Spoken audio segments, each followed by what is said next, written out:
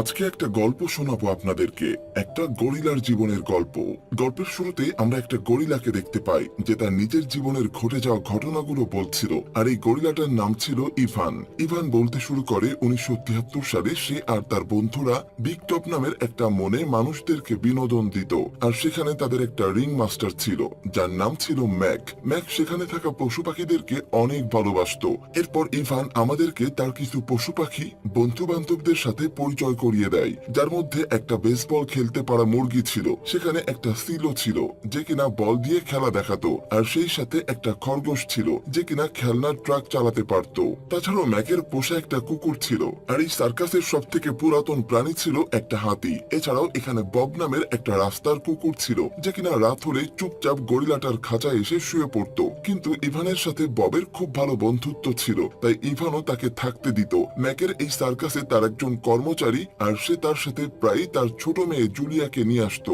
Julia তার বেশিরভাগ সময়টাই ইভানের সাথে কাটাতো। কিন্তু আস্তে আস্তে তাদের এই শোতে মানুষের আনাগোনা কমে যায়। এটা নিয়ে ম্যাক বেশ চিন্তায় পড়ে যায়, কারণ সার্কাস আসলে এমন একটা জায়গা ছিল যেখানে প্রতিদিন মানুষ নতুন কিছু দেখতে আসতো। ম্যাক যখন শো নিয়ে টেনশনে ছিল, এই বিষয়টা ইভান খেয়াল করে। আসলে এখন এমন একটা অবস্থা ছিল যে শো থেকে ইনকাম তো দূরের কথা, উল্টো ম্যাককে তার পকেট থেকেই টাকা দিতে হচ্ছিল মলের ভাড়া হিসাবে। এমন অবস্থায় একদিন রাতে ইভান তার হাতি বন্ধুকে বলে, তুমি দেখে নিও কালকের শোতে আমি এমন পারফরমেন্স দেব যাতে সবাই আবারও বেশি বেশি করে এখানে আসা শুরু করে। ইভানের কথা শুনে হাতিটা বলে, এখানে সবাই তোমাকে দেখার জন্যই আসে, তাই আমার বিশ্বাস তুমি চাইলে আবারও শোটা জমজমাট করতে পারবে। আর পরের দিন ইভান সত্যি সত্যি শোতে অনেক ভালো পারফরমেন্স করে, কিন্তু তারপরেও দেখা যায় শোতে তেমন মানুষ আসছে না। অন্যদিকে তখন ম্যাকের সিকিউরিটি গার্ড বব নামের কুকুরটাকে খাঁচা থেকে বের করার চেষ্টা করছিল। তখন ইভান এসে তার সামনে বসাই, সিকিউরিটির ভয়ে আর ববকে বের করার সাহস করেনি। এরপর এই বাচ্চা মেয়ে জুলিয়া ইভানকে কিছু রং আর কাগজ দেয়, কারণ তার মনে হচ্ছিল হয়তো ইভান ড্রয়িং করতে আগ্রহী হবে।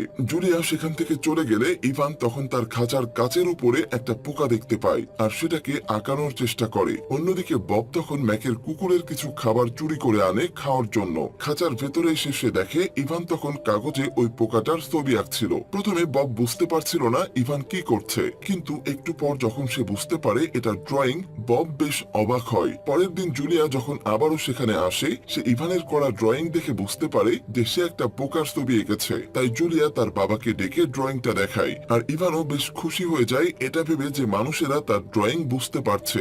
কিন্তু এদিকে মলে কাস্টমার কমে যাওয়ার কারণে অন্যান্য কর্মচারীদের চাকরি ছেড়ে চলে যেতে হয়। কিন্তু হঠাৎ করে একদিন রাতে ম্যাকের কাছে একটা ফোন আসে। এতে ম্যাক অনেক এক্সাইটেড হয়ে যায়। তখন বব নামের ওই কুকুরটা ম্যাকের কুকুরের সাথে দেখা করে আর ম্যাকের কুকুরকে বলে, আজকে আমাদের এখানে একটা নতুন প্রাণী আনা হচ্ছে, কিন্তু এটা তুমি আবার সবাইকে বলো না, তাহলে বাকিরা চিন্তায় পড়ে যাবে যে কাকে বাদ দিয়ে কাকে আনা হচ্ছে। বব তখন তো হ্যাঁ বলে, কিন্তু বাইরে আসার পর সাথে সাথেই সবাইকে খবরটা জানিয়ে দেয়। আর এই খবরটা শুনে বাকিরা বেশ টেনশনে পড়ে যায় যে কাকে বাদ দিয়ে কাকে আনা হচ্ছে। ঠিক তখনই সেখানে একটা নতুন ভ্যান আসে, আর বাকি সবাই খুব এক্সাইটেড হয়ে তাকিয়ে থাকে যে কে এসেছে সেটা দেখার জন্য। আর ঠিক তখনই গাড়ির দরজা খুলতে আমরা দেখতে পাই একটা বাচ্চা কিউট হাতি এসেছে। ওই হাতির বাচ্চাটাকে বড় হাতিটার সাথে রাখা হয়। ম্যাকের ধারণায় এই বাচ্চা হাতি দেখতে এখন অনেক মানুষ এখানে আসবে। সেদিন রাতে বাচ্চা হাতিটা ইভানকে এত বেশি প্রশ্ন করতে থাকে যে ইভান একটা সময় বিরক্ত হয়ে যায়, কিন্তু তারপরও সে ধৈর্য ধরে বাচ্চা হাতিটাকে উত্তর দিতে থাকে। পরের দিন শো শুরু হলে ইভান অনেক ভালো পারফর্ম করে, কিন্তু হঠাৎ করে তার পর্দা অফ করে দিয়ে সেই বড় হাতি আর বাচ্চা হাতিটাকে সবার সামনে আনা হয়। আর বাচ্চা হাতিটাকে দেখে সেদিন অনেক ভিড় জমে যায়। এটা দেখে ইভানের একটু মন খারাপ হয়, কারণ এতদিন তার জন্য শোতে ভিড় হতো, কিন্তু এখন হয়তো সবকিছু পাল্টে যাবে। পরের দিন দেখা যায় বাইরে থাকা সেই পোস্টারটাতে বাচ্চা হাতির একটা ছবি টানিয়ে দেওয়া হয়েছে। ওই দিন শো শেষ হলে জুলিয়া খেয়াল করে বড় হাতিটার পায়ের সমস্যা দেখা দিয়েছে। তাই ম্যাক এসে হাতিটার পা চেক করে সেখানে ঔষধ লাগায়। আসলে বড় হাতিটার এখন বয়স হয়ে যাচ্ছে আর সে আগের থেকে অনেক দুর্বল আর অসুস্থ হয়ে পড়েছে। ওই দিন রাতে খাঁচা এসে বাচ্চা হাতিটা বড় হাতিকে অনেক জোরাজোরি করতে থাকে তার জীবনের গল্প শোনাতে। তাই একটা সময় বড় হাতিটা তার জীবনের গল্প বলতে শুরু করে। সে বলে, আমি যখন ছোট ছিলাম তখন একবার কাদায় পড়ে গিয়েছিলাম। আমি কিছুদিন সেখান থেকে উঠতে পারছিলাম না। তখন একটা মেয়ে এসে আমাকে সেখান থেকে বাঁচিয়েছিল। আমি ছোটবেলায় জঙ্গলে থাকতাম, আর তুমি এখানে যেমনটা দেখছো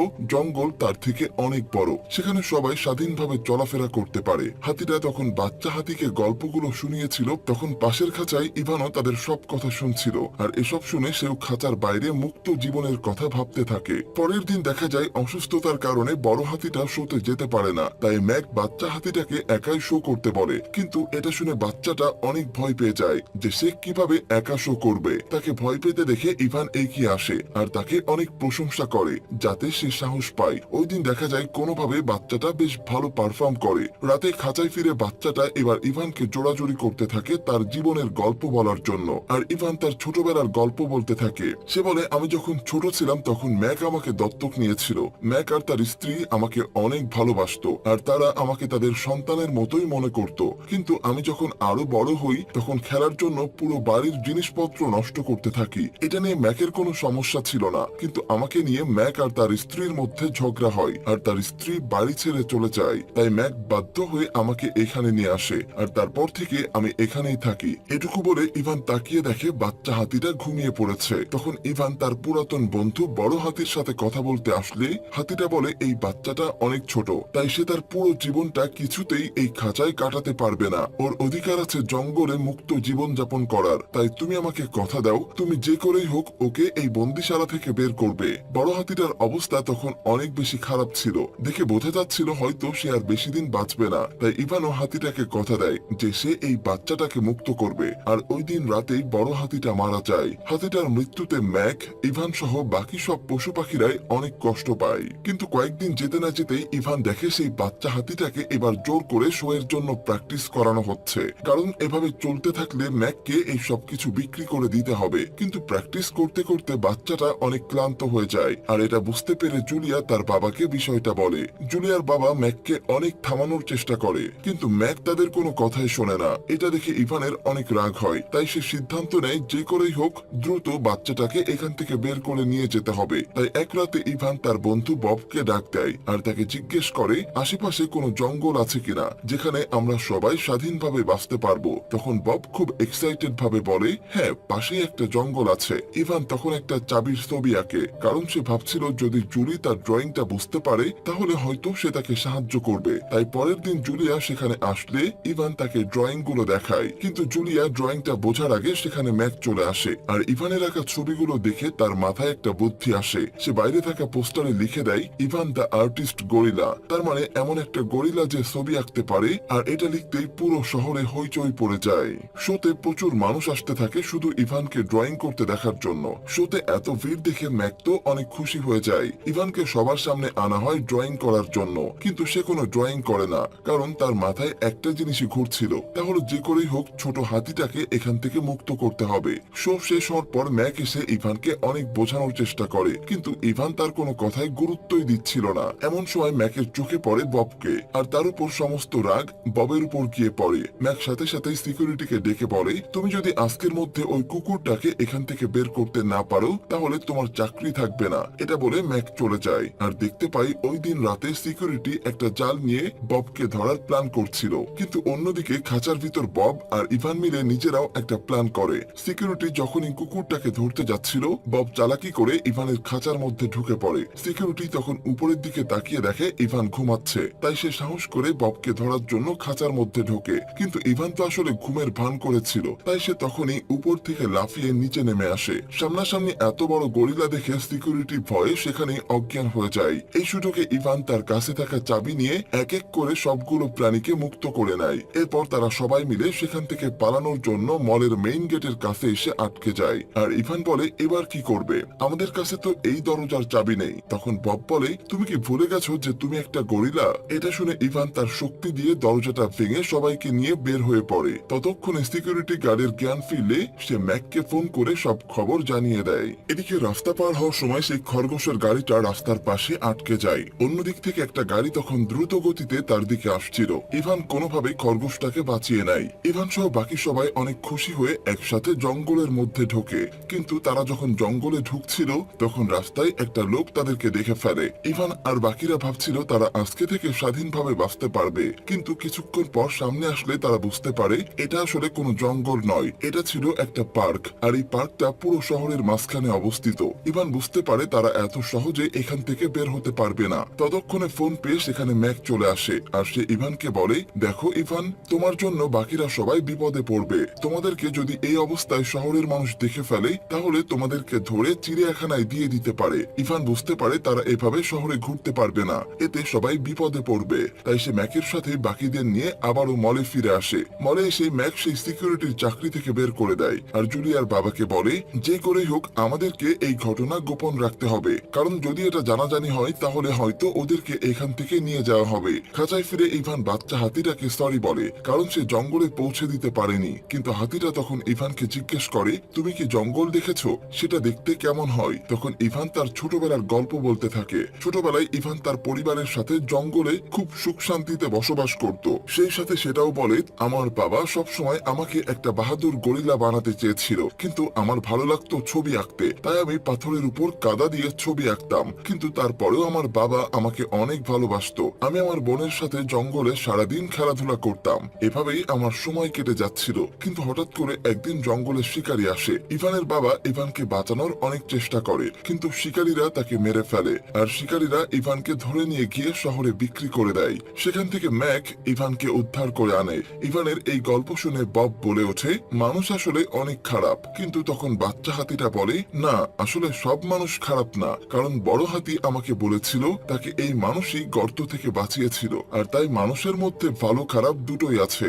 যেমন জুলিয়া আমাদেরকে অনেক ভালোবাসে। তো এরপর দিন আমরা দেখি আবারও জুলিয়া সেখানে আসে, কিন্তু জুলিয়া তখন এসব কিছুই জানতো না যে গত রাতে ইভান আর বাকিরা পালানোর চেষ্টা করেছে। আর আজকে জুলিয়া তার সাথে অনেক লিকুইড রং নিয়ে এসেছিল। সে ইভানকে বলে আমি জানি তুমি অনেক ভালো ছবি আঁকো, আর তাই আমি চাই এই রংগুলো দিয়ে তুমি ছবি এঁকে তোমার অনুভূতিগুলো আমাদের সাথে শেয়ার করো। আর জুলিয়ার এই কথাগুলো শুনে ইভানের মাথায় একটা বুদ্ধি আসে। আসলে সে মানুষের সব কথাই বুঝতে পারতো, কিন্তু সে তো মানুষের মতো কথা বলতে পারে না। তাই ওই দিন রাতে ইভান রঙের ডিব্বাগুলো নিয়ে উপরে চলে আসে, যেখান থেকে তাকে প্রতিদিন শোতে দেখানো হয়। আর সে ওই রং দিয়ে গ্লাসের উপরে কিছু একটা ড্রয়িং করতে শুরু করে। পরের দিন সকালে যখন শো শুরু হয় সেখানে একটা সাংবাদিক আসে আর সেই ম্যাককে জিজ্ঞেস করে আমি শুনেছি গত রাতে নাকি তোমার এখানকার প্রাণীরা পালানোর চেষ্টা করেছিল। কিন্তু ম্যাক কোনোভাবেই বিষয়টা এড়িয়ে যায় আর বলে এটা একটা ভুল নিউজ। তুমি দেখো সবগুলো প্রাণী তো ভেতরেই আছে। অন্যদিকে কর্মচারী কম থাকায় আজকের শোতে জুলিয়া আর তার বাবা লাইটিং করছিল। শো শুরু হওয়ার পর এক এক করে সবগুলো প্রাণী তাদের দক্ষতাগুলো সবাইকে দেখাতে থাকে। আর সবার শেষে পালা ছিল ইভানের। জুলিয়া যখন ইভানের দিকে লাইট দেয় তখন দেখা যায় সারা রাত ধরে ইভান ওই রংগুলো দিয়ে একটা জঙ্গলের ছবি এঁকেছিল। আর এবার ইভানের আঁকা ছবিটা দেখে জুলিয়া বুঝতে পারে ইভান আসলে জঙ্গলে ফিরে যেতে চায়। তাই সে দ্রুত দৌড়ে গিয়ে তার বাবাকে বিষয়টা জানায়। কিন্তু তার বাবা বলে আমরা এই বিষয়ে কিভাবে সাহায্য করব। কিন্তু জুলিয়া বারবার তার বাবাকে রিকোয়েস্ট করার পর সে জুলিয়াকে সেই সাংবাদিককে দেখিয়ে বলে আমরা না পারলেও হয়তো উনি পারবে ইভানকে সাহায্য করতে। তাই জুলিয়া তখন দৌড়ে চলে যায় সেই সাংবাদিকের সাথে কথা বলতে। পরের দিন সংবাদের সেই সাংবাদিক ইভানকে নিয়ে একটা নিউজ করে। আর বড় শহরের মানুষজন এই বিষয়টা জানার পর সবাই মিলে মলের সামনে আন্দোলন করতে চলে আসে। ইভান তখন ভেতর থেকে মানুষের আন্দোলন দেখে অনেক খুশি হয়, এটা ভেবে যে অবশেষে তার প্ল্যান সাকসেসফুল হয়েছে। আর ধীরে ধীরে চারদিকে আন্দোলনের পরিমাণ বাড়তে থাকে। এভাবে যতদিন যাচ্ছিল ম্যাকের উপর আন্দোলনকারীদের চাপ বাড়তে থাকে। একটা পর্যায়ে ম্যাকও হার মেনে নেয় আর সব প্রাণীদেরকে মুক্ত পরিবেশে ফিরিয়ে দেওয়ার সিদ্ধান্ত নেয়। অবশেষে একদিন কিছু ডাক্তাররা এসে এক এক করে সব প্রাণীগুলোকে মুক্ত পরিবেশে ফিরিয়ে দেওয়ার জন্য নিয়ে যাচ্ছিল। ছোট বাচ্চা হাতিটাকে যখন সেখান থেকে নিয়ে যাওয়া হচ্ছিল তখন ইভান তাকে বলে আমি আমার বন্ধুকে দেওয়া কথা রাখতে পেরেছি। তুমি মুক্ত জায়গায় অনেক সুন্দর একটা জীবন পেতে যাচ্ছ। আর এক এক করে সবাইকে নিয়ে যাওয়ার পর এবার পালা ছিল ইভানের। তাই তার সাথে শেষবারের মতো দেখা করার জন্য বব সেখানে আসে। ইভান তখন কুকুরটাকে একটা খেলনা উপহার দেয় তার স্মৃতি হিসাবে। অবশেষে ম্যাক ইভানের খাঁচায় আসে আর তাকে ইভানের ছোটবেলায় কাটানো তাদের দুজনের একটা ছবি দেখায়। এটা দেখে তারা দুজনেই ইমোশনাল হয়ে যায়। ইভান গরিলাদের ভাষায় ম্যাককে বিদায় জানায়। তারপর সে চুপচাপ তার নতুন ঘরের উদ্দেশ্যে যায়। ইভানকে একটা ইনজেকশন দিয়ে অজ্ঞান করে ফেলা হয়। এরপর যখন তার জ্ঞান ফেরে ইভান দেখে সেটা বন্ধ ঘরে আটকা আছে। এটা দেখে সে ভয় পেয়ে যায়, কারণ ইভান ভাবছিল তাকে আবারও এক বন্দিশালা থেকে নিয়ে আরেক বন্দিশালায় আনা হয়নি তো। কিন্তু সেখানে থাকা ডাক্তার তাকে বলে ভয় পেও না, এটা তোমার ঘর না। আর সাথে সাথে রুমে থাকা বিশাল দরজাটা খুলতে শুরু করে। ইভান তাকিয়ে দেখে বাইরে বিশাল একটা খোলা জায়গা। আসলে এটা ছিল মানুষের তৈরি একটা অভয়ারণ্য, যেখানে ইভানের মতো রেস্কিউ করা প্রাণীগুলোকে জঙ্গলের পরিবেশে রাখার চেষ্টা করা হচ্ছিল। কিন্তু প্রায় 30 বছর পর অবশেষে ইভান মুক্তি পেল তার বন্দি জীবন থেকে। সে এখন চাইলেই খোলা আকাশের নিচে প্রাণ প্রাণ ভরে শ্বাস নিতে পারবে। তাছাড়াও এখানে ইভানের মতো আরো কিছু গরিলাও ছিল। আর আমাদের গল্পটা এখানেই শেষ হয়ে যায়। কিন্তু এই গল্পটা একটা সত্যিকারের একটা গরিলার জীবনের উপর নির্ভর করে বানানো হয়েছিল। তার গল্পের শেষে আমরা বাস্তব জীবনের ম্যাক আর ইভানকেও দেখতে পাই। তো আজকের মতো এ পর্যন্তই। দেখা হচ্ছে পরবর্তী কোনো গল্পে। সে পর্যন্ত সবাই ভালো থাকবেন,